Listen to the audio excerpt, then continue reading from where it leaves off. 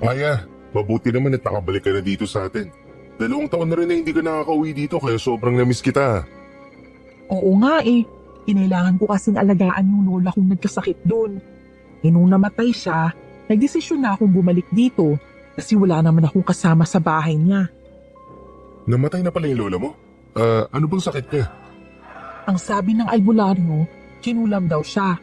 Eh ayun, kahit anong gamot nila, hindi na nila napagaling. Isang aswang daw kasi ang kumulam sa kanya. Kawawa naman pala yung lola mo. Kaya nga eh, masakit pero kailangan kong tanggapin. Ay, oo nga pala, maraming salamat pala sa pagsundo mo sa akin ah. May dala akong pasalubong para sa'yo. Ihahatid ko na lang mamaya sa bahay niyo. Oo talaga? Salamat ha. O sige, magpahinga ka na muna at mamayang hapon ka na pumunta ng bahay. Alam ko kasi napagod ka. Isang gabi pa naman yung binyahe mo. Alden, sino yung matandang lalaki na yan? Parang ngayon ko lang siya dito nakita. Oo, si Mang Pablo. Mga 1 taon na rin siyang lumipat dito sa atin. Mabait yan. Talaga? Eh bakit kaya siya lumipat dito sa atin? Ang sabi, may lupa raw siyang nabili dito. Yung kubo niya, andun, banda, sa may kakauyan. Di ba yung nabandunan na yun? Ang galing nga eh, kasi simula nang dumating yan dito, naging malinis na yung kakauyan. Tsaka malawak na din yung garden niya doon. Ah, ganun ba? Oo. O siya, magpahinga ka na. Ah, sige. Punta na lang ako sa inyo mamaya ha.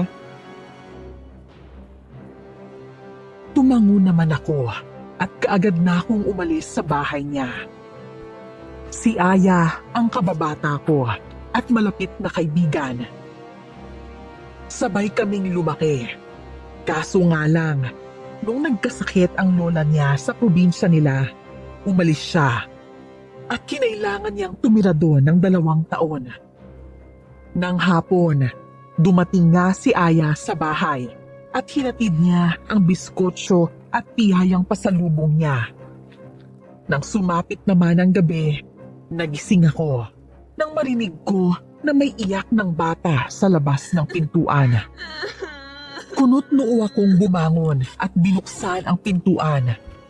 Laking gulat ko nang makakita ko ng isang batang lalaki na ginaw dahil sa lamig na dala ng malakas na ulan. Hoy bata, anong ginagawa mo dito? Tsaka bakit basang-basa ka? Pasensya na po sa istorbo. Hindi ko lang po kasi alam kung saan po ako pupunta eh.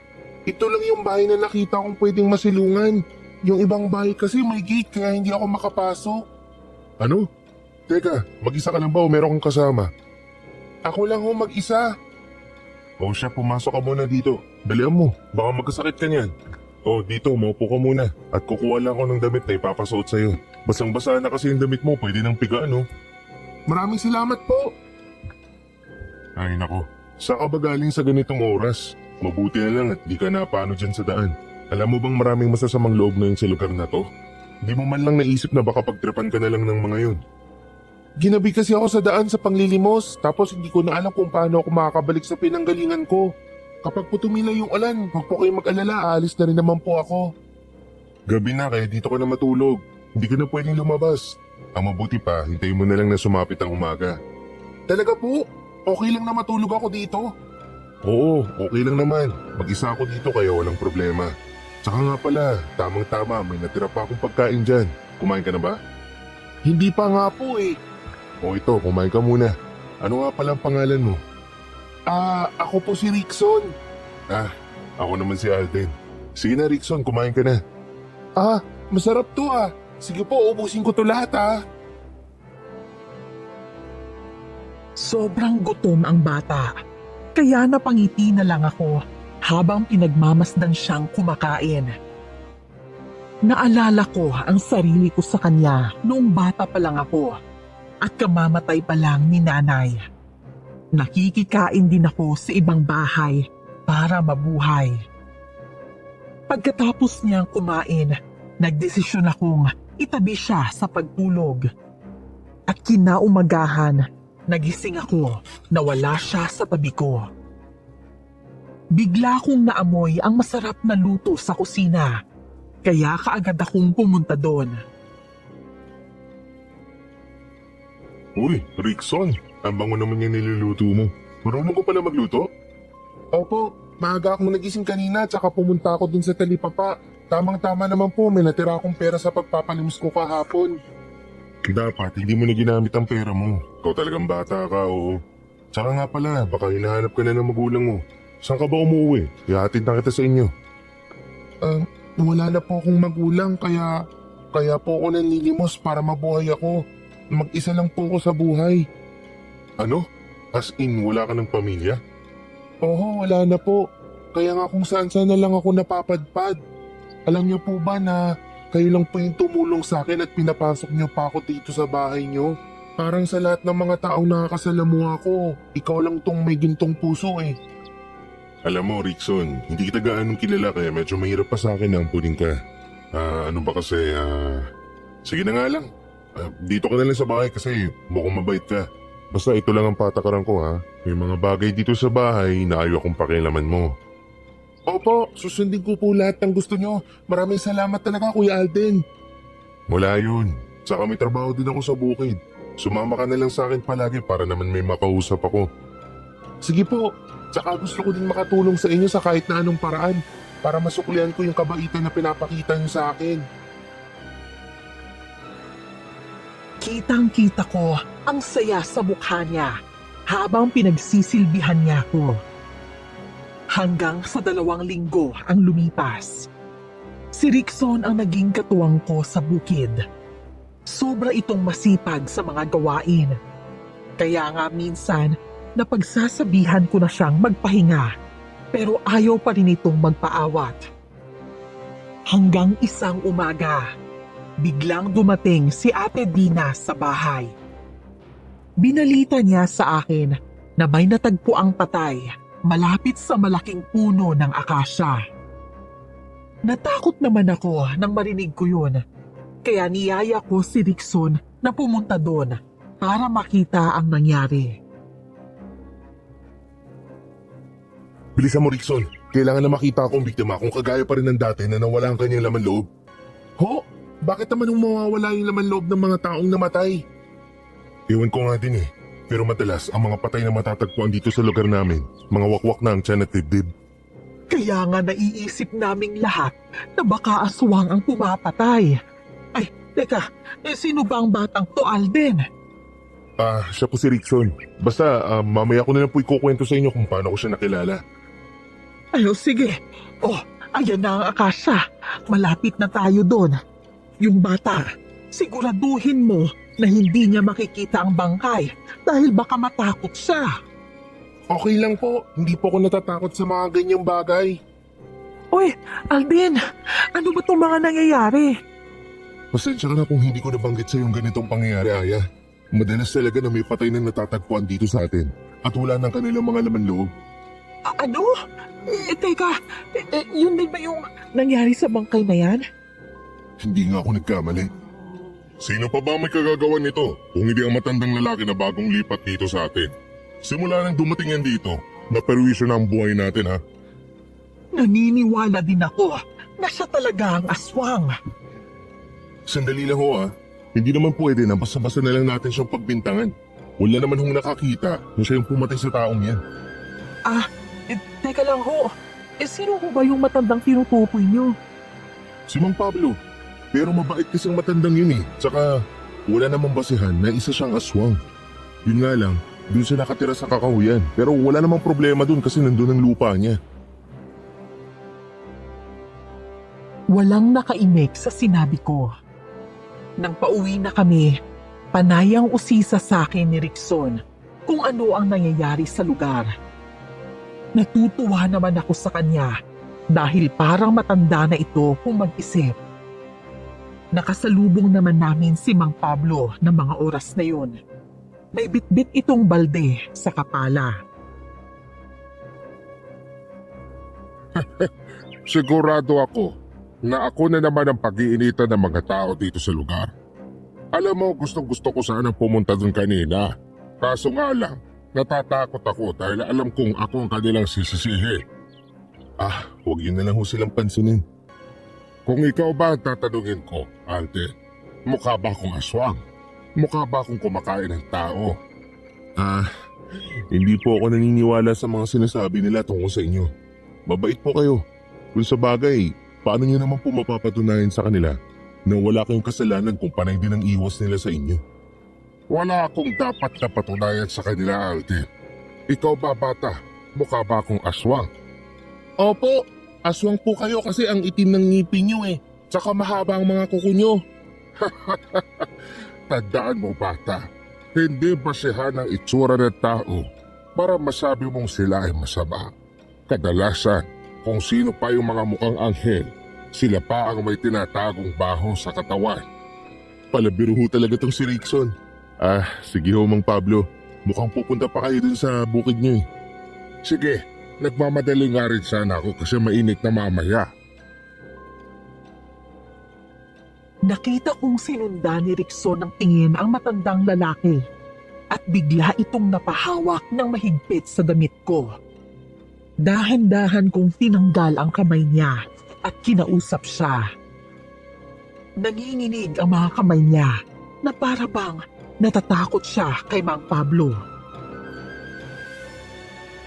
Bakit ka ba natatakot sa kanya? Kasi po nakakatakot naman po talaga siya. Hindi kaya totoong isa siyang aswang dahil sa itsura niya? Matanda na si Mang Pablo kaya siguro ganun ang itsura niya. Tsaka araw-araw kasi siyang nasa bukid kaya wala na siyang panahon na asikasuhin ng sarili niya. Ganun po ba? Huwag kang maniniwala sa sinasabi ng ibang tao na aswang siya ha. Pwera na lang kung ikaw ang nakakita. Naintindihan mo? Opo, Kuya Alden. Alden, saan mo naman napulot ang batang to? Siya po yung bata na nakita ko sa labas ng bahay. Naawa din ako sa kanya kaya inampon ko na lang. Ba't ka pa nag-aampon? Hirap ka na nga buhayin ng sarili mo eh. Naku Alden, baka makasuhan ka dyan. Ibalik mo na yan sa nanay niya. Isa pa ha, delikado ang lugar natin ngayon kasi may aswang na pumapatay dito. Baka hindi mo maprotekta ng batang yan. Masunurin at mabait naman po si Rickson. Kung sakali na kukunin siya ng kanyang mga magulang, ibabalik ko naman po. Pero sa ngayon, hanggat walang naghahanap sa kanya, ako na muna mag-aasikaso. Nang makauwi kami sa bahay, kaagad kaming nagluto ni Rickson. Kinaumagahan naman, dumalaw si Aya. Pinagmuksan siya ng pinto ni Rickson. Pero nagulat ito nang makita ang bata. Agad niya akong hinila palayo sa bata at inusisa tungkol kay Rickson. Inamin kong inampun ko si Rickson. Habang nag-uusap kami, panay ang lingon sa amin ni Rickson at mukhang naguguluhan siya sa mga nangyayari. Naikwento ko naman kay Aya kung paanong dumating si Rickson sa buhay ko at hindi ito makapaniwala. Ano bang problema kung mag-aampon ako? Mas maganda nga yun kasi may kasama na ako dito sa bahay. Tapos minsan kapag pagod ako, siya rin yung nagluluto ng makakain namin. Alam mo, sobra-sobra na yung pagiging maawain mo. Baka nga hindi mo alam eh. Ginagamit ka lang ng batang yan para itrap ka.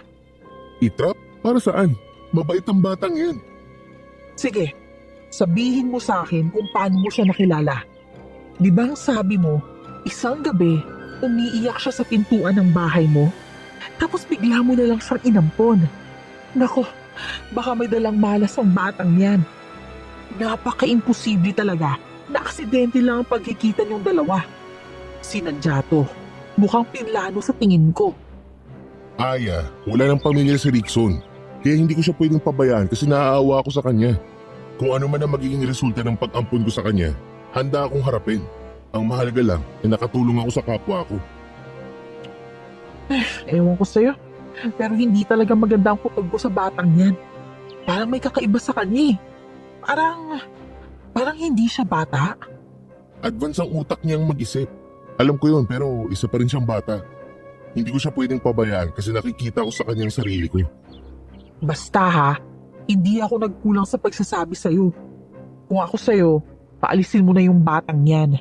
Dahil nararamdaman ko na may gagawin siyang hindi maganda sa'yo o sa ating lahat dito. Kuya Alden, kumain na po tayo. Nahanda ko ng almusal natin. Sige Rickson, susunod na kami. Tara na Aya, sumabay ka na sa amin sa pag-almusal. nga, hindi ako kakain ng pagkain na hindi ko alam kung sino ang nagluto. Ikaw na lang kung gusto mo. Padabog na umalis ng bahay si Aya. Nakita kong nakatingin si Rickson sa akin. Gumiti ako sa kanya ng pilit. Saka naglakad papasok sa bahay para makapag-almusal na. Hindi maalis ang mga mata ng bata sa akin. Alam kong nararamdaman niya na siya ang dahilan ng pagtatalo namin ni Aya. Kuya Alden, nagagalit ba siya kasi inampon mo ko? Hayaan mo na yan, Rickson. Narinig ko yung mga sinabi niya. Mukhang nag-aalala siya para sa'yo. Pero pangako ko po, wala pang mangyayaring masama sa inyo hanggat magkasama tayo. Kung ano man ang tingin ng ibang tao sa'yo, wala akong pakialam doon. Isa ka lang bata na walang pamilya at hindi dapat husgahan. Ang kagaya mong bata ay dapat na minamahal. Salamat po kasi kahit hindi tayo magkatugo, nararamdaman ko na mahal niyo ako. Hindi ka naman kasi mahirap na mahalin eh. Saka hindi naman po ng turing ko sa'yo kundi isang tunay na kapatid. Makalipas ang ilang mga araw, bigla na namang sumasakit ang likod ko. Ito yung sakit ko na hindi nawawala. Pabalik-balik lang. Marami na rin ang nagsasabi sa akin na magpatingin na ako sa doktor bago pa ito lumala. Pero wala naman akong panggastos. Nasa tindahan kami noon. Kasama ko si Rickson. Marami din ang nakatambay doon at pinag-uusapan nila ang aswang na nambibiktima sa aming lugar. Kung saan man galing ang aswang na yan, sana wag na silang mambiktima dito. Grabe ang traumang sinapit ang mga tao dito eh. Oo nga eh. Alam mo ba, yung albularyo na pinatawag kahapon, ayun, umuwi. Kasi hindi niya kayang labanan ang espiritu ng aswang. May albularyo pa nang pumunta dito kahapon. Oo, ginamot niya yung anak ni Jeya na nagkasakit. Binati daw kasi ng itim na elemento. Tapos, biglang sinabi ng albularyo na malakas daw ang presensya ng aswang. Kaya hindi niya ito magawang itaboy. Akala ko ba nawala na yung ubo mo? Bakit bumalik na naman yan? Kaya nga ho eh. Ewan ko ba kung ano nangyayari? Ilang banig na rin ng gamot yung nainom ko pero wala talaga. May nilaga akong sambong dun sa bahay. Hahatiran kita mamayang hapon para mainom mo. Maganda yun sa mga taong may ubo. Sige ho. Pagdating namin sa bahay, kumuha ako ng pala at naghukay sa likod ng bahay. Hinukay ko doon ang inilibing kong gintong bato na iniwan sa akin ni nanay noon. Hindi na rin naman ako natatakot na makita yon ni Rickson dahil maaasahan din naman siya. Ibinalot ko sa telang puti ang gintong bato nang sa ganon ay mabilis ko lang din itong mahanap. Nang makuha ko yon, niyaya ko si Rickson na pumasok sa loob ng bahay. Ano po ba yung kinuha niyo sa ukay na yon? Isang gintong bato. Ito, tignan mo. Wow! Totoong ginto ba ito? Pwede ko po bang hawakan? Oo naman. Sige, hawakan mo. Pinamana yan sa akin ng nanay ko at kaya ko yan dun kinuha kasi bala ko sanang ibenta. Gusto ko kasing magpatingin sa doktor eh. Di ba minana mo to sa nanay mo? Bakit mo naman to ibibenta? Sayang naman po ito. Tsaka huwag kang mag-alala. Gagaling ka rin naman. Manalangin ka lang at syempre sabayan mo din ang pag-inom ng gamot. Sayang nga talaga pero baka lumala tong sakit ko. Alam mo kasi, ilang buwan na rin na ganito ako eh. Mawawala yung sakit ko tsaka babalik din. Baka naman po may ibang dahilan kaya kayo nagkasakit. Kuya Alden, manglilimos po ako para may ipagamot kayo. Basta wag nyo lang pong ibenta yan. Ang mabuti pa po, itago nyo na lang po yan ulit at magpahinga po kayo. Sige na nga lang. Hindi ko na ito bebenta kasi binago mo yung desisyon ko. Buong araw akong nakahiga at si Rickson ang gumagawa ng mga gawaing bahay. Hanggang mag-alas 4 ng hapon, nakaramdam ako ng antok. Hindi ko namalayan na nakatulog ako. Umaga na akong nagising, kaya nagtaka ako kung bakit hindi man lang ako nakaramdam ng gutom. Nawala din bigla ang pananakit ng likod ko at hindi na ako umuubo. Rickson, anong oras ako nakatulog kahapon? Alas 4 ng hapon po tapos nagtuloy-tuloy na hanggang umaga. Hindi na po kita ginising kasi alam ko na kailangan mo ng pahinga. Ano? Hindi mo man lang ako ginising para maghapunan? Hindi na po. Ayaw kasi kitang maistorbo eh. Diyos ko, muntik na maging 24 oras ang tulog ko. Kakain na nga lang ako kasi parang kumakalam ni sikmura ako eh. Wala po tayong ulam, Kuya Alden. Ayos lang, bibili na lang ako doon sa tindahan. Dito ka na lang muna ha, babalik ako kaagad. Sige po.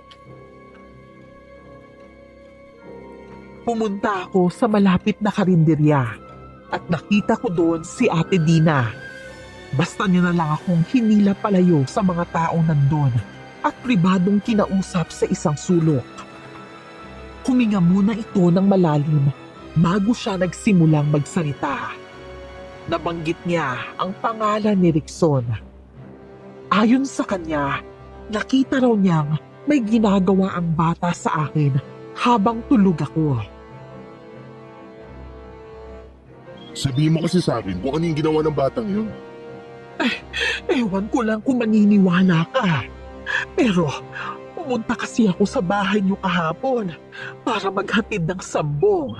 Tapos, nung nasa pintuan na ako, nakita kitang tulog at nakaupo naman itong bata sa tabi mo.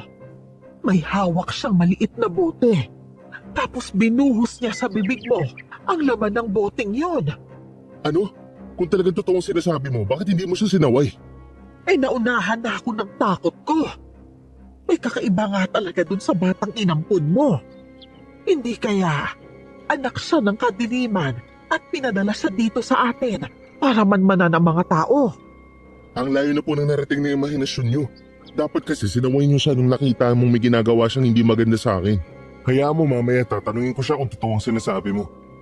Naku, wag na. Wag mo nang sabihin na ako ang nagsabi sa'yo.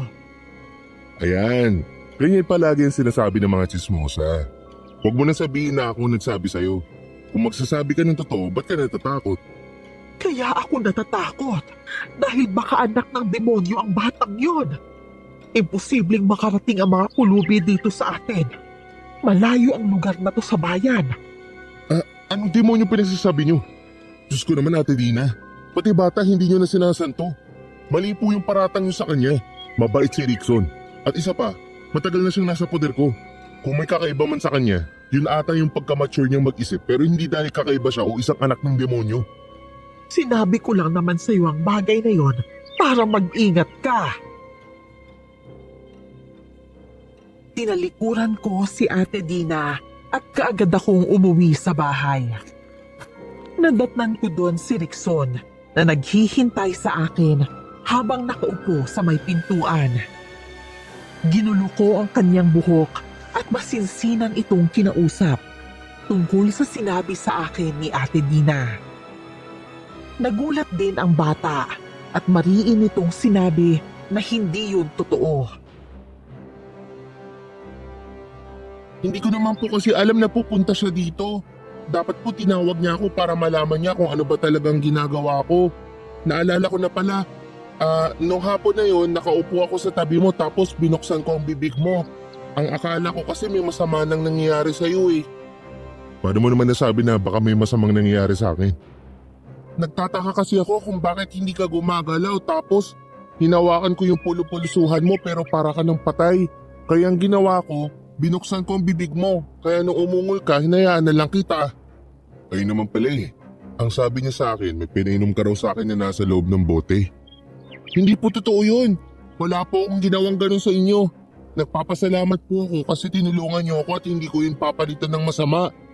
Kahit bata pa ako nung mawalay sa magulang ko, palagi kong tinatanda ng sinasabi nila sa akin noon. Huwag raw akong gumawa ng masama sa kapwa ko. Pasensya ka na ha.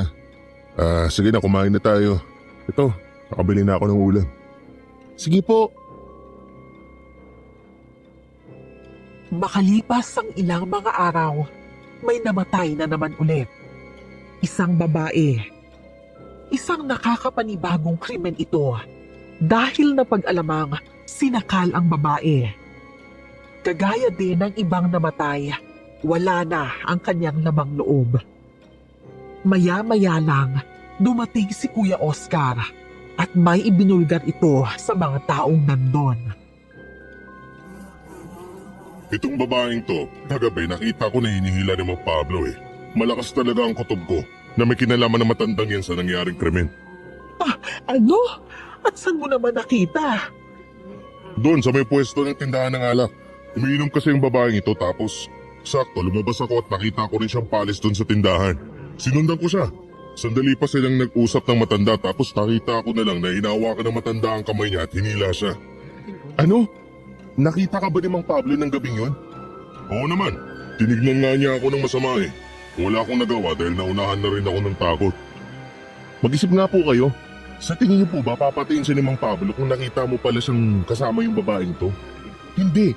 Alam na ni Mang Pablo na siya ang sinisisi niyo sa nangyayari krimen dito sa atin. Kaya nga hindi siya nakikipagsalamuha eh. Alden, huwag mo na kasing kampihan ang matandang yon. Sa'yo lang siya lumalapit ay dahil alam niyang mauutukan niya. Ako na naman ba pinag-uusapan niyo, ha? Wala akong kinalaman sa pagkamatay ni Teresa. Ang babaeng yan. Tama ka nga, Oscar. Iyahatid ko sana siyang umuwi sa kanila. Kaso nung nasa kakahuyan na, bigla niya akong pinauwi. Kasi makikita pa raw sila na kasintahan niya. Ikaw, sinungaling ka talaga matanda ka eh. Ito ang dahilan kung bakit hindi ako nagpapaliwanag eh. Kasi hindi kayo naniniwala. Hindi naman porket ganito ako tignan. Isang nakakatakot ay magagawa ko ng pumatay na tao. Hindi ko magagawa ang paratang niyo sa akin. Talaga ba? Ikaw lang naman dito ang kakaiba. Wala kang kamag-anak dito sa amin. Kaya nakakapagtaka na dito ka lumipat. Pati pa ba ang bagay na yan, kailangan na ipaliwanag ko pa. Nasa sa inyo na yan kung paparatangan niyo ako. Basta ako malinis ang konsensya ko. Galit na tumalikod ang matanda. Nanginginig ang boses niya habang nagpapaliwanag. Kaya alam kong masama ang loob niya. Hindi ko alam kung bakit may mga tao na panay ang sisi sa mga inosente. Kahit wala naman silang matibay na ebidensya. Makalipas ang isang araw, isang bata ang natagpo ang patay at may kagat sa leeg. Kakaiba na naman sa mga ibang namatay, kaya naging palaisipan rin sa lahat kung aswang o vampira ba ang nambibiktima. Kasalukuyan kaming nag-uusap ni Aya sa bahay nila. Ayos kayo ba? Hindi ka ba natatakot sa mga nangyayari? Hindi naman, hindi na ako masyadong lumalabas ng bahay. Ayoko mapahamak, no? Si Rickson nga pala, yung batang inampon mo. Bakit hindi mo kasama ngayon? Ayaw niyang sumama dahil narinig niya ang mga sinabi mo tungkol sa kanya. Siguro nasaktan din. Totoo naman kasi. Hindi talaga siya normal katulad natin. Kung hindi siya normal na tao, ano siya? Engkanto? Demonyo? Ewan ko. Pero basta, parang tumatayo yung mga balahibo ko kapag nakikita kong batang yun. Hindi naman ako nandito para pag-usapan natin siya. Nag-aalala kasi ako sa'yo. Sa tingin mo, iisang nilalang lang ba ang pumapatay sa mga biktima o iba-iba din? Hindi ko rin alam eh. Malay ko ba kung anong klaseng mga halimaw ang pumapatay? Yung iniisip ko na lang, yung kaligtasan natin. At ayokong dumating sa punto na bangkay ng isa sa atin ang makikita kung saan-saan. Hindi naman ata yun mangyayari. Ang mahalaga, manalig lang tayo sa Diyos. Sakit ng ulo ko. Nahihilo na naman ako. Parang bang tinutusok ng sentido ko. Ha? Napano ka ba? Hindi ko nga alam pero pakiramdam ko may sakit talaga ako. Magpatingin ka na sa Dr. Alden. Hindi yung nagtitiis ka dyan. Huwag kang mag-alala. Papahiramin kita ng pera. May naipon naman ako kahit papano. Huwag na. Nakakahiya naman sa'yo. Baka kailangan ko lang ng pahinga. Sige na, uwi na ako. Nang makarating ako sa bahay, kaagad akong humiga sa mahabang upuan. Napapaungol na ako sa sobrang sakit.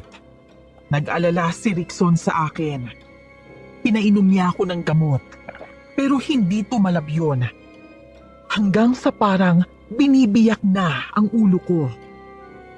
Nagpagulong-gulong na ako sa sahig namin at inuumpog ko na ang ulo ko doon.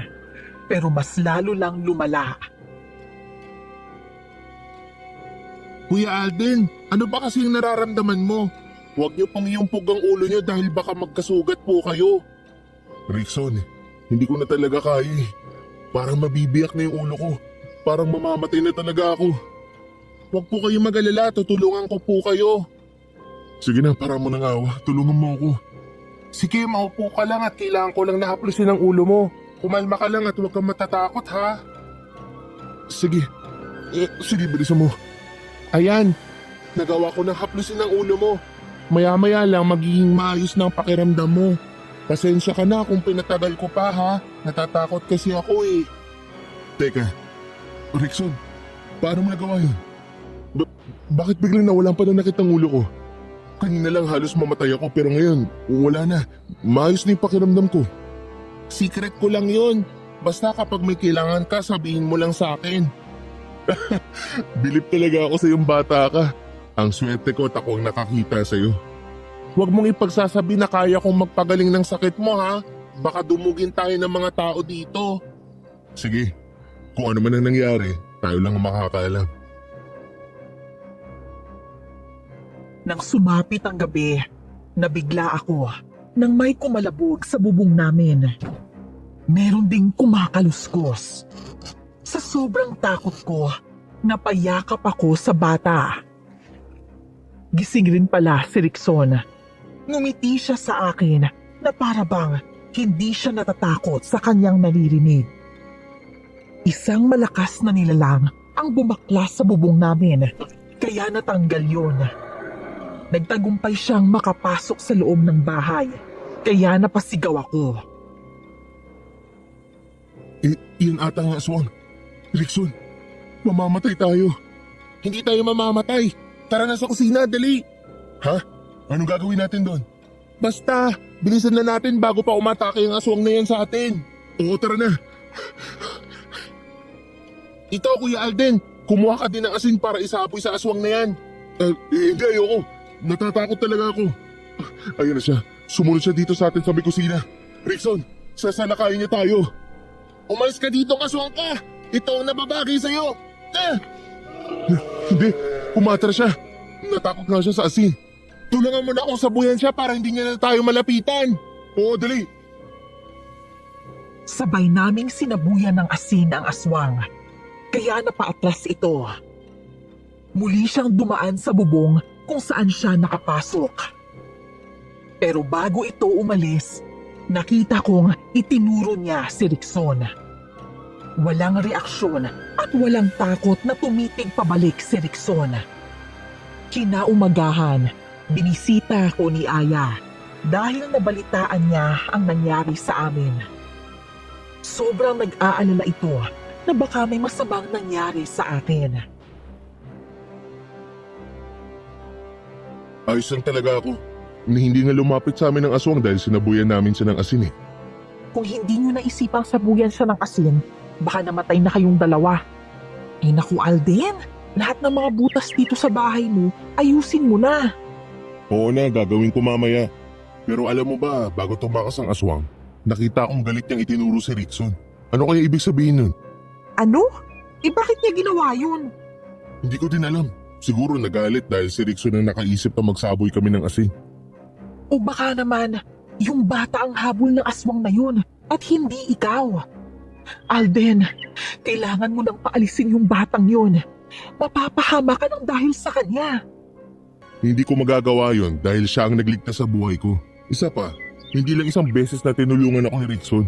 May mga bagay pa siyang nagagawa sa akin na hindi mo alam. Alden! Oh, nandito rin pala si Aya. Ay, Alden, nabalitaan ko ang nangyari sa inyo. Ako, mabuti na lang talaga at walang nangyaring masama sa inyo. Kaya nga po eh.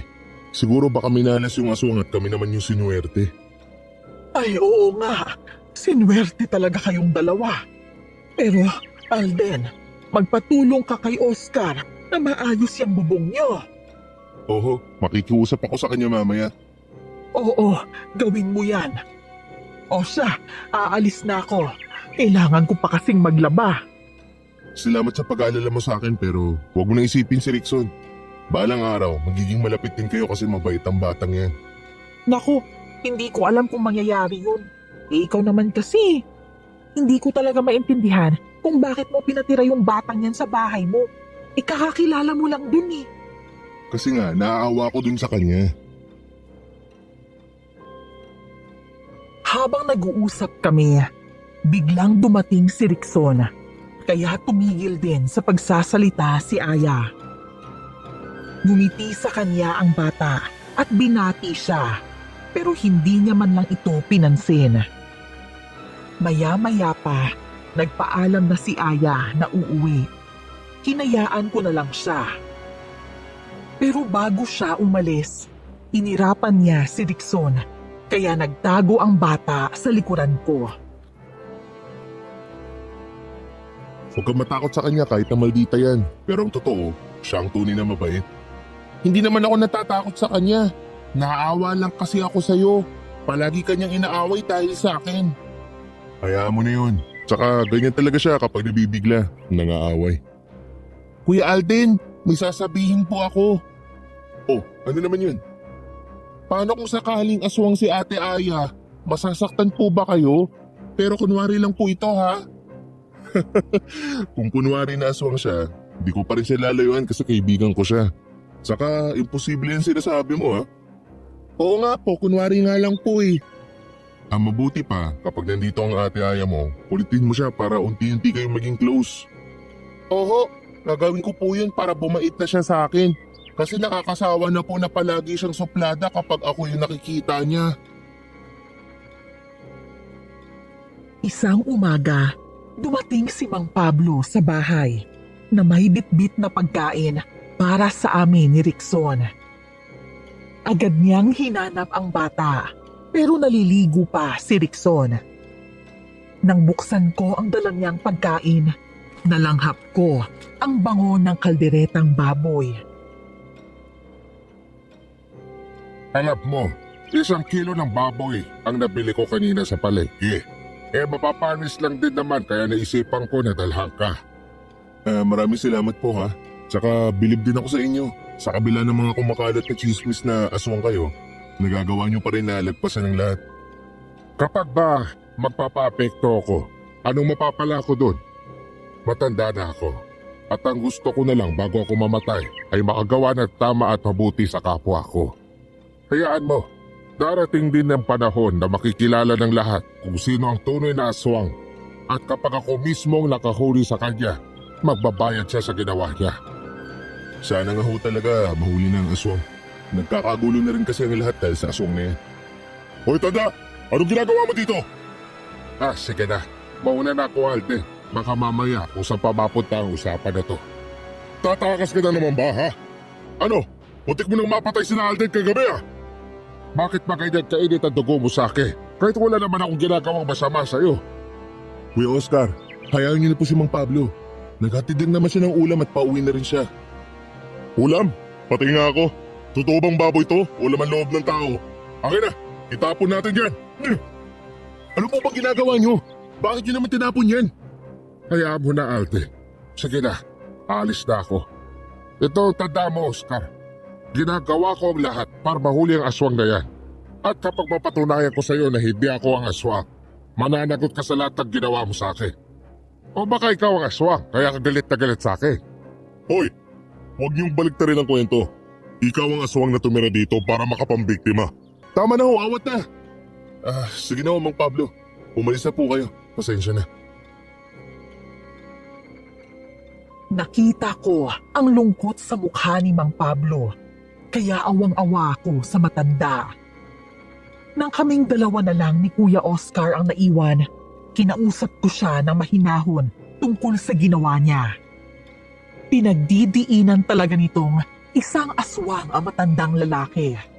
At kaya lang ito nagdala ng pagkain ay para yang gawin ako. Alam ko naman na mabuti kayong tao at kaya ka lang nagkakaganyan dahil sa nangyayari sa lugar natin. Pero nakakaya pong ginagawa niyo. Bakit pa ayaw niyo maniwala sa akin, ha?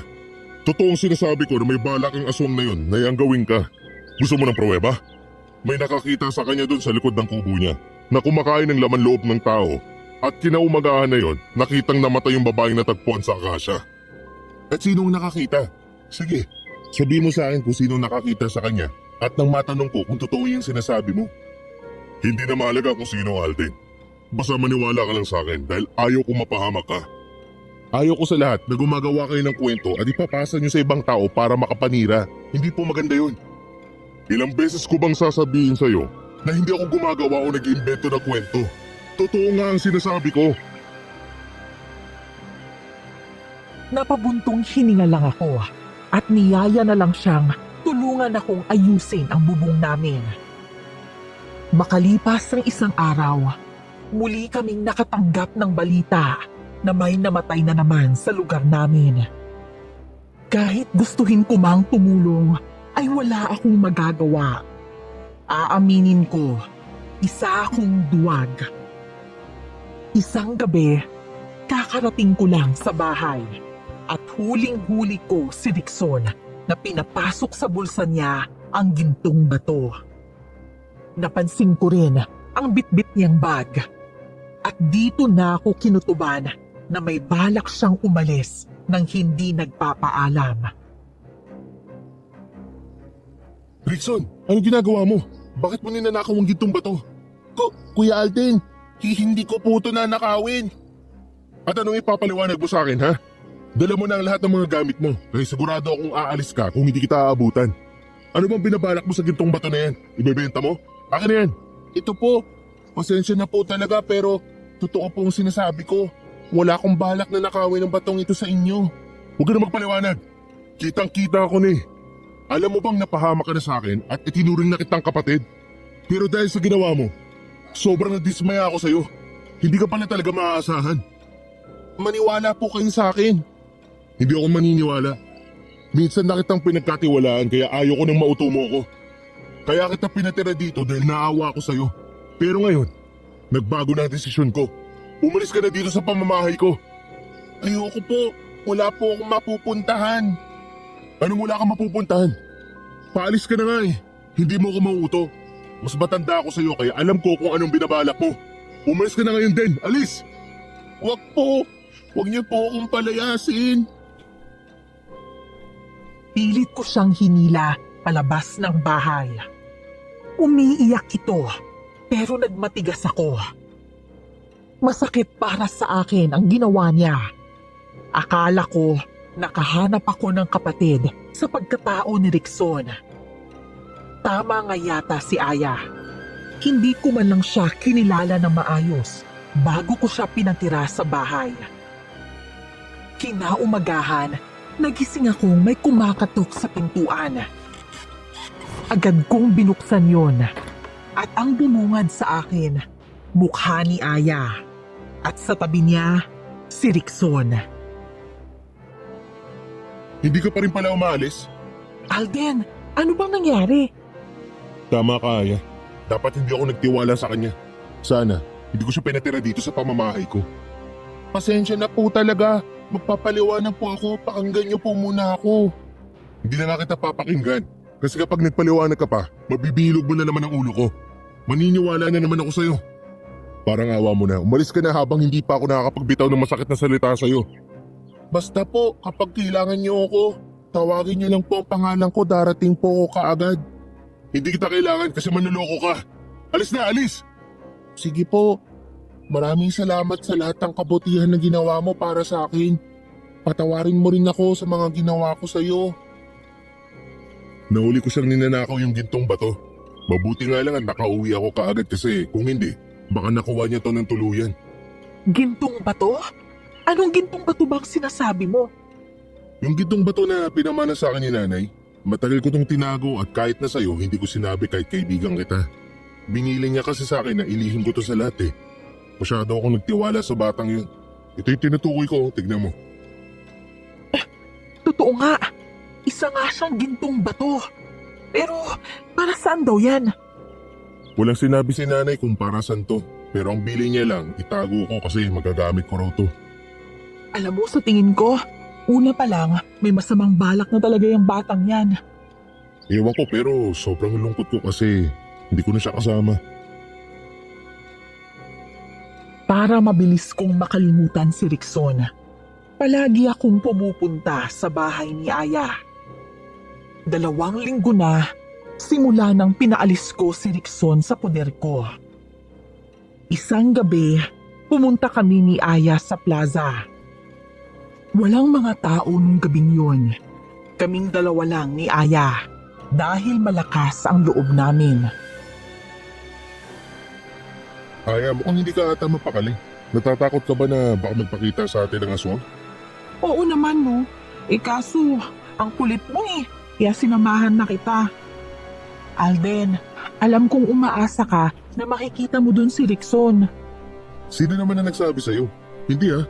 Wala na akong pakialam sa batang yon at isa pa, siguro umuwi na yun sa mga magulang niya. Nako, kilala kita. Mabait ka. At alam ko na minahal mo ng sobra yung bata. Pero kailangan mong tanggapin na wala na siya. Matagal ko na nga siyang kinalimutan, saka hindi ko naman siya kaano-ano eh. Ayan ka na naman eh. Alam mo, kahit yan yung lumalabas sa bibig mo, iba naman yung pinapakita ng lungkot sa mga mata mo. Ay, sige na nga. Ipanalangin na lang natin na bumalik si Rickson at magkita kayo. Ayaw mo naman sa kanya, hindi ba? Oo, pero habang tinitingnan kita ngayon, naawa ako sa'yo. Habang naglalakad kami, napadaan kami sa bahay ni Ate Dina at narinig namin itong sumigaw. Nagkatinginan muna kami sandali ni Aya. Maya-maya, paghingi ng saklolo ang sunod na sigaw ng babae. Agad kaming tumakbo papunta sa bahay niya. Naabutan naming bukas ang pintuan at narinig namin ang malakas na sigaw ng babae habang umiiyak. Sumilip kaming 2 doon at napahawak si Aya sa mga kamay ko nang makita ang isang nilalang na puro bungo. Payat ito at may mahahabang kuko. Ate Dina, ayos ka lang ba? Aden, Aya, tulungan niyo ako. Papatayin ako ng nilalang na to. Hindi, may sugat ho kayo sa leeg. Peste ka, talagang halimaw ka. Lumayo ka dyan kay Ate Dina. Kapag hindi ka umalis, mapipilitan akong labanan ka. Kaya umalis ka na. Hindi ka talagang magpapatinag ha? Gusto mo bang masabuyan ng asin? Saan galing yung asin na yan? Tulungan niyo ako. Parang awan niyo na. Ayoko pang mamatay. Baka maubusan ako ng dugo dahil sa sugat kong to.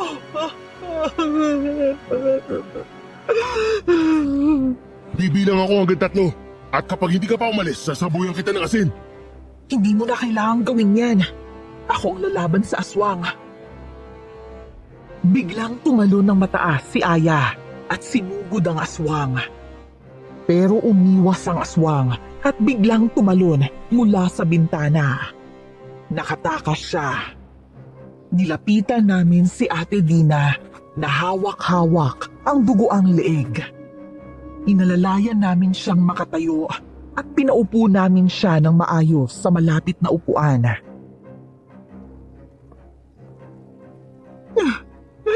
Mabuti na lang at dumating kayo.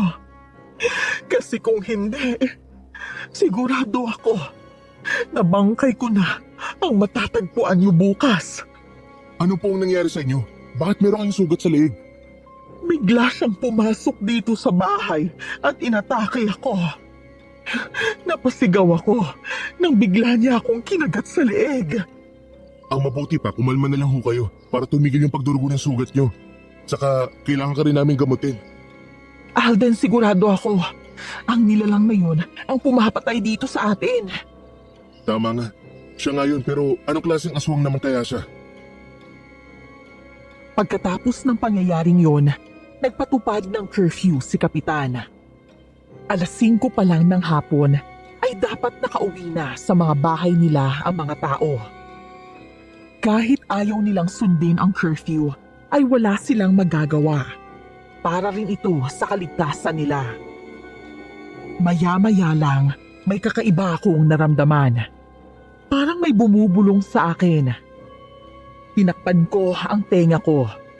Pakiramdam ko kasi ay mababaliw na ako. Habang nakahiga ako, nagulat ako nang may sumira sa bintana ng bahay. Isang nilalang ang biglang pumasok. Mahaba ang buhok nito at nakasuot ito ng mahaba at itim na damit. Kung gusto mo pang mabuhay, ibigay mo sa akin ang gintong bato. Hindi! Pinamana sa akin yan ng magulang ko kaya hindi ko inibibigay kahit kanino. Kung ganon, mamili ka. Isusuko mo sa akin ang gintong bato o papatayin kita. Nagmamakaawa ko sa'yo. Huwag mo akong patayin. Wala naman halaga yung gintong bato na yun sa'yo pero sa akin sobrang halaga nun kasi galing pa yun sa nanay ko. Nagkakamali ka. Kailangan ko ang gintong bato na yan. Matagal ko nang gustong makuha yan. At nandito lang pala yun sa'yo. Ano bang gagawin mo sa batong yun? Wala ka nang pakialam doon. Kaya ibigay mo na sa akin ang gintong bato. Hindi ako nakaimik ng mga sandaling yun. Nagulat na lang ako nang bigla niya akong sinakal sa leeg gamit ang kanyang buhok. Inangat niya ako sa ere, kaya halos hindi ako makahinga. Pero nagulat ako nang may batang tumalon papasok sa bintana. Pinutol nito ang buhok ng aswang at tumayo siya sa harapan ko. Hinintay mo pa talagang mawala ako bago mo sinadyang kunin ang gintong bato. Kung akala mo inataboy niyo na ako, nagkakamali ka. Habang hindi niyo ako nakikita, madalas ako nakabantay kay Kuya Alden. Rickson, ikaw? Paanong nangyari na dumating ka kaagad? Mamaya ko na po ipapaliwanag sa inyo. Kailangan ko maitaboy ang aswang na to para hindi niya makuha ang gintong bato. Pasaway ka talagang bata ka. Hindi ko alam kung saan ka nang galing. Pero alam ko na may kakayahan kang labanan ang isang aswang na katulad ko. Umalis ka na dito at lubayan mo si Kuya Alden. Kapag hindi, papatayin kita ngayon. Tinatakot mo ba ako? Isa kang malaking sagabal sa plano naming mga aswang.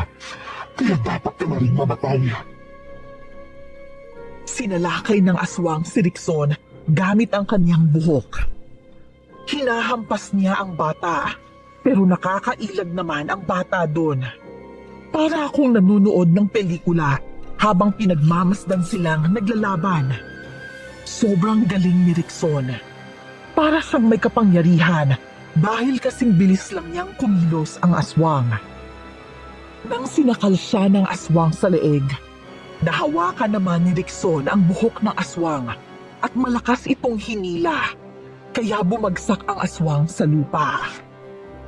Tumalon ang bata para tagain ito ng kanyang patalim, pero kaagad na tumakas ang aswang. Ayos lang po ba kayo? Oo, ayos lang ako. Salamat at dumating ka. Diyos ko, baka namatay na ako kung hindi ka dumating. Yung gintong bato, gustong makuha sa akin ng aswang na yun. Kailangan po natin protektahan ng gintong bato. Tsaka, saglit lang po, may bakas po kayo ng pagkakasakal sa leeg. Hayaan niyo po, pahiran ko kayo ng gamot ko.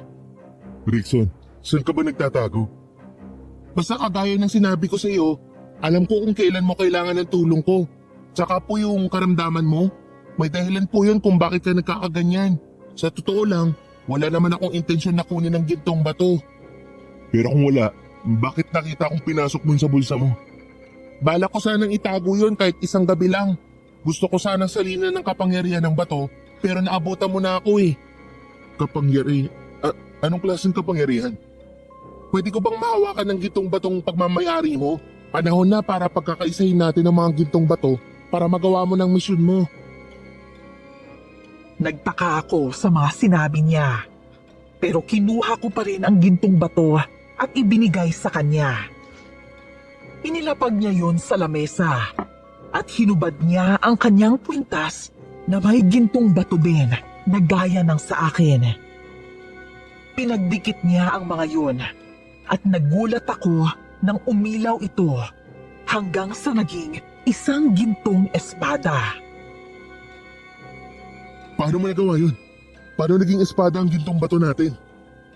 Ang gintong bato na naiwan sa'yo ng nanay mo ay karugtong nitong bato na pagmamay-ari ko. Hindi normal ang pagkakasakit mo, Kuya Alden. Kaya ka nagkakaganyan dahil kapalaran mo ang maging isang albularyo. Ang gintong espada na ito ay iyong gamit para mapatay yung mga aswang na yan. Ano? Ako? Magiging albularyo? Oo, matagal ko nang alam na ikaw ang taong hinahanap ko pero kinilala mo na kita ng maayos. Isa kang mabait kaya ikaw ang napili na maging tagapagtanggol ng sangkatauhan. Pero paano naman ako magiging albularyo? Kapag niritualan ka na ng sinaunang albularyo, doon ka na magiging ganap na isang manggagamot. Pero kailangan tanggapin mo muna ito ng buong buo. Kailangan na tanggapin mo ang bago mong landas. Oo, handa akong tanggapin basta mawala lang itong nararamdaman ko. Na hindi ko na rin kaya na pakinggan ang boses na bumubulong sa akin. Parang mababaliw na talaga ako. Ang boses na bumubulong sa'yo ay tinatawag na gabay. Kung sakaling maging albularyo ka na, siya ang magiging katawang mo sa panggagamot sa mga tao. Kinaumagahan, pinapunta ko ang isang albularyo na galing pa sa kabilang bayan. Ginawa niya ang ritual ng umagang yun. Nang matapos yun, ay kaagad siyang umuwi dahil nabalitaan niya na may mga nilalang na umaatake sa amin. Kamusta naman po ang pakiramdam nyo? Tama ka nga. Nang matapos ang ritual, nawala na yung boses na naririnig ko pero ano kasi, paano ba ako manggagamot sa mga tao wala akong kaalam-alam dun. Yung gabay mo nang bahala na tutulong sa'yo. Tsaka Rickson, hindi ko pwedeng dalhin ng gintong espada na yan kung saan ako magpunta. Marami magtataka at magtatanong kapag nakita nila yan. Pwede din naman natin tong ibalik sa pagiging gintong bato. Haplusin mo lang ang espada at babalik na yan sa pagiging bato. At kapag kailangan mo naman ng espada, kimkiming mo lang ang bato at magtiwala sa sarili mo na may papalabas mo ang espada. Paano kapag hindi ko magawa? Magagawa mo yan.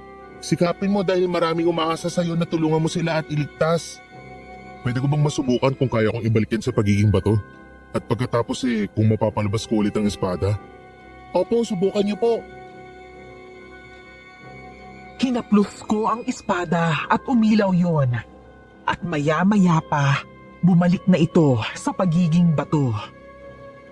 Mahigpit ko yung hinawakan at dinasalan. Naramdaman ko naman na parang may bumubulong sa akin. At hindi ko aakalain na bibigasin ko ang ritual na binubulong sa akin ng gabay ko. Nagulat ako na maging espada na ulit ang hinahawakan ko. Okay naging espada na ulit. Ang galing naman. Magaling po talaga kayo. Kailangan niyo pong matutunang makipaglaban gamit ang espadang yan. Nang sa ganon ay mapatay mo ang mga aswang. Ang ganda ng espada na to. Iingatan ko talaga to. Hindi ko alam kung saan ka nang galing, Rickson, pero nagpapasalamat talaga ako sa'yo. Pasensya na rin sa mga maling paratang na nagawa ko. Kaya pala may higpit na binilin sa akin ni nanay na ingatan ko daw ang gintong bato dahil magagamit ko raw to. Inilaan po talaga ang gintong bato na yan para sa'yo. Pwede ko bang malaman kung saan to nang galing? Hindi pa sa ngayon pero darating ang araw na ipapaalam ko din sa iyo ang lahat. Ang kailangan mong gawin ngayon ay matutunan ng paggamit ng espada. Sa wakas, matutulungan ko na rin ang mga tao dito sa lugar natin kung sakaling gumaling ako sa paggamit ng espada. Isa lang ang tandaan mo, huwag mong babanggitin kahit na kanino ang tungkol sa bagay na yan. Tayo lang ang pwedeng makaalam tungkol dyan at wala nang iba. Oo sige, ililihim ko to. Habang nag-uusap kami, nakita kong papalapit si Kuya Oscar. Kaagad kong hinaplos ang espada para bumalik sa pagiging gintong bato at pinasok ko yun sa bulsa ko. Nakita ko namang Nagtatakang lumapit si Kuya Oscar nang makita niya si Rickson. Hingal na hingal siya at tinanong ako kung paanong nakabalik sa poder ko si Rickson. Ang akala ko ba, pinalayas mo ng batang to? Pinabalik ko na siya dito. Sa anong nakaraan, inatake ako ng aswang na mahaba yung buhok at ang batang to nagligtas sa akin. Ano? Paano niya naman nagawang iligtas ka? Basta, teka, bakit ka ba naparito gabi na? Nandito ako para sabihin sa'yo na nahuli si Mang Pablo doon kani-kanina lang. Nahuli? Sino humuli sa kanya? At ano bang ginawa niya? Ang nakauli sa kanya si Arthur, asawa ni Lita. Manganganak na kasi si Lita at nang lumabas naman tong si Arthur, nakita niya yung matanda. Ayun, sumisilip sa kwarto kung saan manganganak si Lita. Ano? Oo, tara na, pumunta na tayo doon para malaman mo rin na totoo nga ang sinasabi ko na isa siyang aswang. Kuya Alden, sumama tayo doon. Sige, tara. Nang makarating kami doon, nadatnan namin na binubugbog ng mga tao si Mang Pablo. Nagmamakaawa na ang matanda pero hindi pa rin nila ito tinitigilan. Halos lahat ng tao sa barangay ay nandun at lahat sila ay sinasabing aswang si Mang Pablo. Walang nakikinig sa mga paliwanag niya. Isa din sa mga bumubugbog sa matanda ay si Kuya Oscar na dinuraan pa ang matandang lalaki. Ano, magpapaliwanag ka na naman para kunwari inosente ka. Kaya kasi, mga aswang ka lang, nagpahuli ka pa. Hindi nga ako nandito para aswangin ang anak nila. Nandito ako para tumulong. Kagaya nyo, nagpapantay din ako ng aswang. Kaya nung nabalitaan ko na manganganak si Lita, kagad akong pumunta dito. Hindi ko naman nakakalain na ang intensyon kong pagtulong ay masama pala sa inyo. At sino ang humingi ng tulong sa'yo? Ang sabihin mo, hinihintay mo lang na makalabas ang anak ni Lita para mapatay mo sila. Hindi ko nga rin maintindihan kung bakit kanya kainit ang dugo niyo sa akin. Maawa kayo, palisin niyo na lang ako dito, uuwi na lang ako. At akala mo makakauwi ka pa? Papatayin ka namin lahat. Tama na, Oscar. Nagmamakaawa ako sa iyo. Kuya Oscar, tama na ho. Marami ng sugat at pasa si Mang Pablo. Maawa po kayo sa kanya. Alden, hindi kita pinapunta dito para kaawaan ng matandang yan. Dinala kita dito para naman maniwala ka na aswang siya. Aswang na kung aswang. Pero wag niyo siyang saktan ng ganyan, lalo na't alam niyong wala siyang kalaban-laban. Ay nako, at si Alden pa talagang tinawag mo. Alam mo namang hindi naniniwala yan na aswang si Mang Pablo. Ay nako, bahala na kayo dyan. Sa totoo lang, dapat hindi niyo nga po siya sinasaktan kahit aswang siya. Kaya paano yung pambibiktima ng aswang dito sa atin? Kasi alam nilang masyadong mapanakit ang mga tao dito. Walang umimik at isa-isa na nilang nilayuan si Mang Pablo. Kaagad kong inalalayan ang matanda at umalis na kami doon. Sobra-sobra ang pasasalamat niya sa akin dahil nagawa kong pigilan ang mga taong bumubugbog sa kanya. Nang makarating ako sa bahay, ay kinausap ako ni Rickson tungkol sa mga hinala sa kanya ni Aya. Sa totoo lang po, tama naman ang hinala ni Ate Aya eh. Hindi ako normal na tao. Siguro panahon na rin naman para ipagtapat ko sa iyo ang lahat. Isa akong engkanto. Anong engkanto pinagsasabi mo dyan?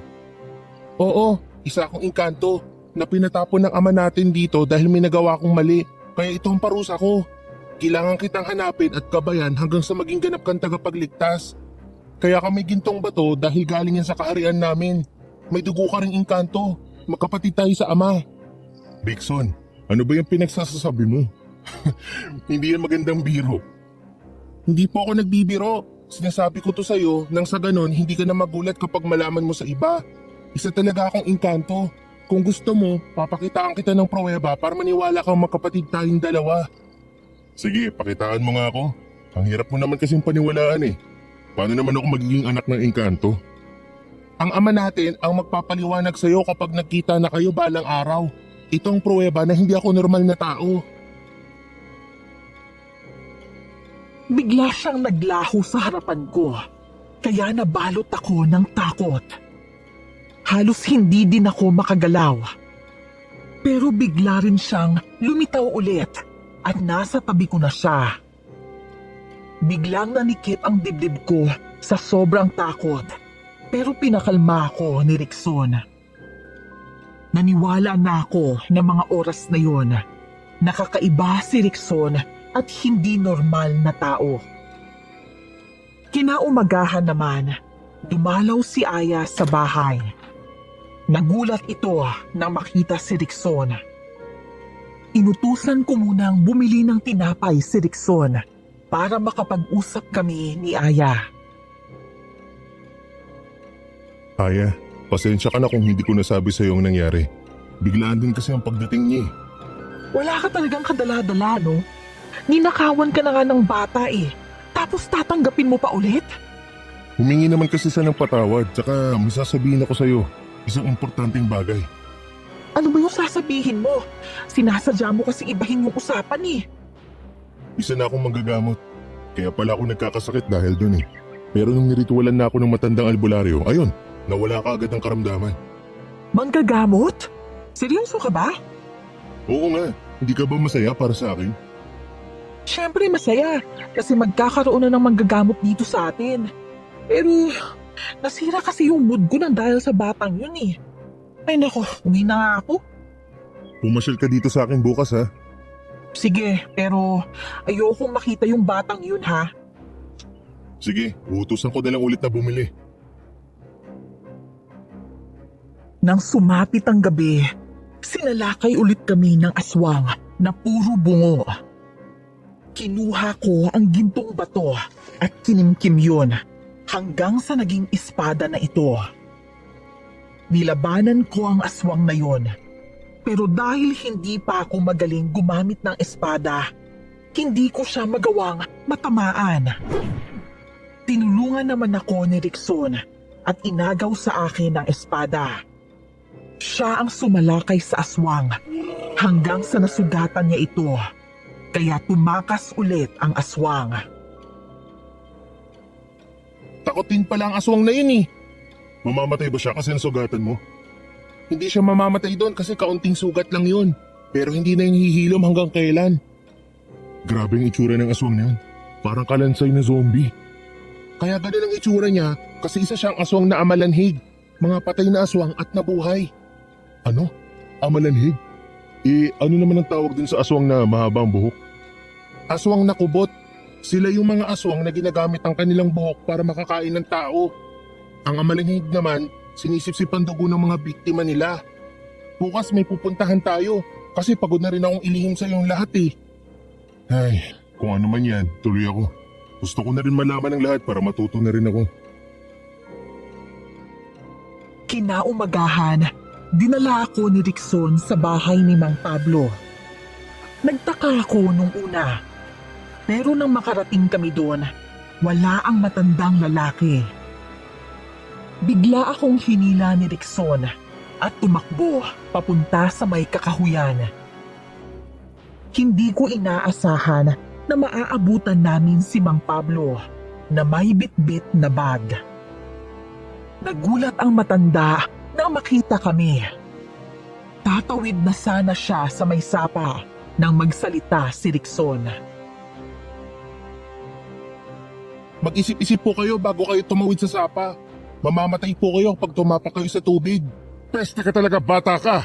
Ikaw kitang dapat ko ng patyon, kaysa gabal kaayo ka! Malakas ang kutob ko na ang aswang kagaya mo ay galing sa Visayas. Kaya ganyan ka magsalita. Totoo nga na marami kayo doon. Aswang? Rickson, tinawag mo aswang si Mang Pablo? Opo, siya ang aswang. Siya ang amalanhig na aswang. Hindi ka na makakatakas sa akin na matanda ka. Kung alam mo na aswang siya, bakit wala kang sinasabi sa akin? Hinihintay ko po kasi na kayo talaga ang makaalam pero mukhang malabo. Masyado ako pong naniniwala sa kabaitan na pinapakita ng matandang yan. Lete ka, bata ka!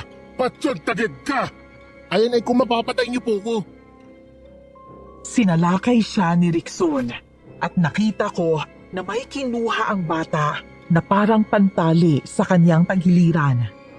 Umatras naman si Mang Pablo. Alam niyang wala siyang laban dahil may araw pa. Hindi nito nagawang lumaban, kaya nagtagumpay ang bata na itali siya. Takot pala ang mga amalanhig sa tubig, kaya hindi ito tumakbo sa sapa para makatakas. Inuwi namin siya at tinali sa likuran ng bahay. Ano bang plano mo sa kanya? Darating ang aswang na kubot para iligtas siya, kaya hindi muna natin siya papatayin. Isa pa, gusto ko na maging aswang siya sa harapan natin para makita mo. Oo na, naniniwala na akong aswang siya. Ano lang kasi, sayang pala yung pagtatanggol ko sa kanya. Tapos totoo pala siyang aswang. Hindi lang siya, dalawa sila nung aswang na kubot. Oo nga, gabi na pero hindi pa rin siya nagiging aswang. Anong gagawin natin? Sugatan mo ang palad mo at ilapit mo yun sa kanya. Ano? Ayoko nga, masakit eh. Gawin mo na kasi kuya. Oo na pero maliit na sugat lang ha. Sige po. Mahigpit kong hinawakan ang gintong bato para maging espada ulit. Ginamit ko ang espada para sugatan ang palad ko. Nang makita ni Mang Pablo ang dugo, nagwala siya at nagsaaswang. Pilit siyang kumakawala sa kanyang pagkagapos, pero hindi ito nagtagumpay. Ipainom mo sa akin at dugo mo! Hayop ka talaga, matanda ka. Aswang ka nga talaga. Tama nga sila. Kapag makawala ko dito, uubusin ko at dugo mo. Pakawala mo ko dito! Ayan, lumabas na ang pagkaaswang niya. Sana nun palang hinayaan na kitang patayin ka nila. Kung ayaw niyong patayin ko kayo, pakawalan niyo siya. Ikaw na naman. Oo, ako. At papatayin kita kapag hindi mo pinakawalan ang lolo ko. Kung noon ay nagawa mo kong sakalin, ngayon hindi ka na magtatagumpay na saktan ako. Ako ang papatay sa iyong hayop ka. Kilala kitang duwag, kaya alam kong hindi mo ako kaya. Kuya Alden, sila ang una mong misyon na patayin gamit ang espada mo. Kaya ipakita mo sa akin na karapat-dapat ka. Umupo si Rickson sa tabi ng aswang na amalanhig at hinayaan lang ako. Inatake ako ng aswang na kubot gamit ang kanyang buhok at mahahabang kuko. Nagagawa namang sanggain ng espada ko ang kanyang mga atake. Pero kinalmot ako ng kanyang mahahabang kuko. Sinipa niya ako pagkatapos, kaya napatalsik ako. Napatingin ako kay Rickson at mukhang wala itong pakialam. Naiintindihan ko na kailangan kong talunin ng aswang ng mag-isa. Hayop ka, aswang ka! Gaganti ako sa'yo! Pwede gumanti ka. Sa lahat ng mga nakilala ko, ikaw ang pinakawalang kwenta. Mabilis kang nakuhin dahil isa ka uto-uto. Kung sino ka man, nahalata ako sa pananalita mo na kilala mo ko.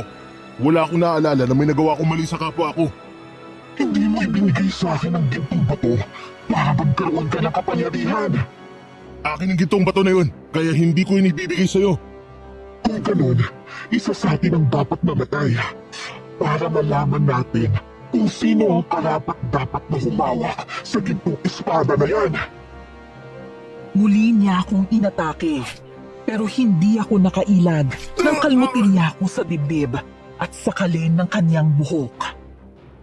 Ginamit ko ang espada para putulin ang buhok niya.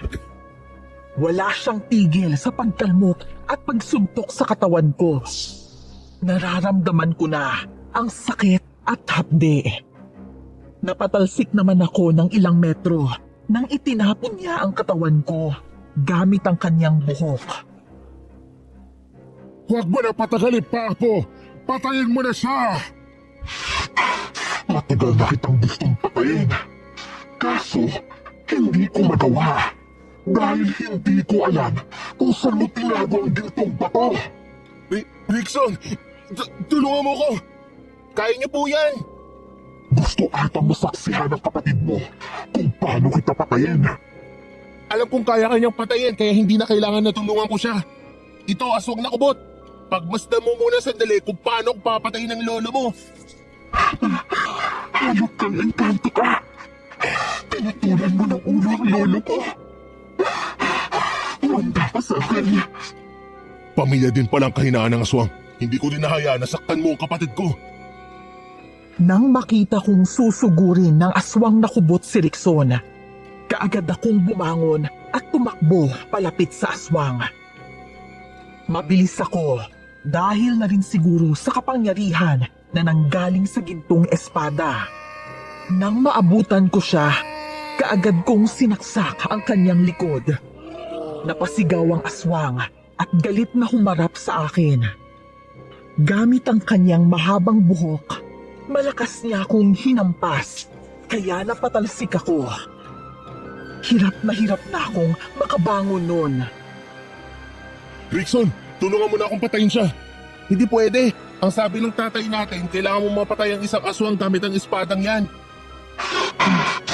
Hindi lang ako ang nangangarap na makuha ang espadang yan. Pati ang kapatid mo. Ang mabuti pa, kumampi ka sa akin para mapatay natin ang batang yan. Balak mo pa talagang palabanin kami ng kapatid ko? Nakailan ka na sa akin na aswang ka? Hindi mo ako matatalo, Aiden. Kasi mahina ka. Kahit kailan, hindi ka kikilalanin na isang magaling na manggagamot. Wala kang kwenta. Kagaya ng nanay mo na pinatay ng lola ko. Ano? Lente, kayo ang may kasalanan kung bakit namatay yung nanay ko? Igagati ko siya sa'yo ngayon. Nasaktan ako sa mga narinig ko. Pero kahit sobrang sakit, ay pinilit ko pa rin salakayin ng aswang na kubot. Sa tindi ng galit na nararamdaman ko, hindi ko na alam ang ginagawa ko. Naramdaman kong sinakal ako ng aswang na kubot gamit ang kanyang buhok. At ibinaon pa niya ang kanyang mga kuko sa tiyan ko. Pero bigla itong napaatras nang sabuyan siya ng asin ni Rickson. Patayin mo na siya! Taraka mo ng espada ang dibdib niya! Mamamatay ka ng aswang ka! Sige pa! Huwag mong tatanan habang umihinga! Kailangan mo siyang patayin kaagad! Kahit mapatay mo pa ako, hindi kita kikilalanin bilang isang magaling na albularyo. Mahina ka, Alden. Wala kang kwenta. Aya? Ikaw? Ikaw ang aswang na kubot? Oo. At sisiguraduhin ko na babalik ako para makaganti. Ako nang papatay sa kanya kung hindi mo kaya. Pinutol ni Rickson ang kanyang ulo. Napaatras ako at hindi ko alam kung ano ang gagawin ko. Hindi ko inakalang mapapatay ko ang matalik kong kaibigan.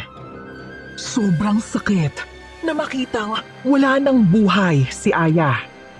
Nagalit ako kay Rickson ng mga oras na yon.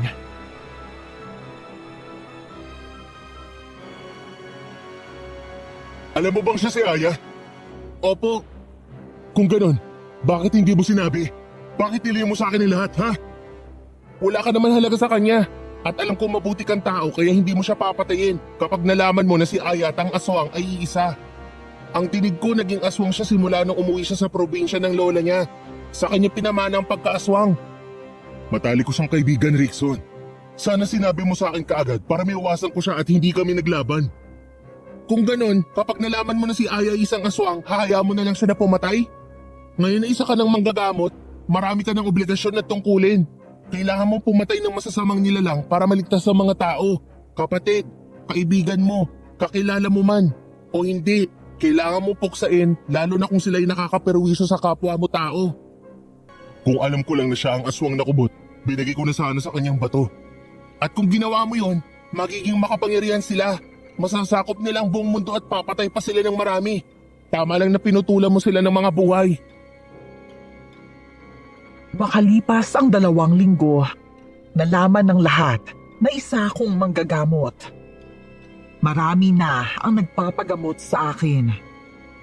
Pero nakakalungkot na hindi ko na makikita pa si Aya. Iba ka na ngayon, Alden. Dami mong customers ha. Mataas siguro ang kita mo sa panggagamot. Hindi naman po ako naniningil.